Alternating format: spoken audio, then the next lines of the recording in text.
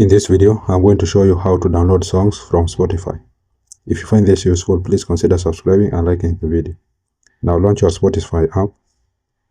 Then you need to log in into your Spotify account. As you can see, I'm already on my Spotify account. If you look on your top left corner, you're going to see your profile, meaning that I've already logged in into my account. Now, once you are on your account, you can now go to music. Then you can select the music which you want to download. If you do not see the music, you can go to search and search for the music. So I'm just going to choose any random music from here. So I'm going to choose this one. Then once you have selected the music, you are going to see those three dots at the top there. So just tap on them. Then you will be able to see download button here.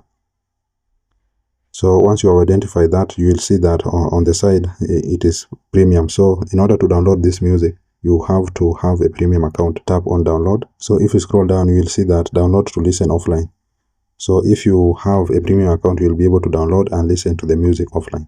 So that's really it, guys. That's how to download songs from Spotify. I hope this was useful, and if it was, please consider leaving a like and subscribing to the channel. Thank you guys for watching, and see you in the next one.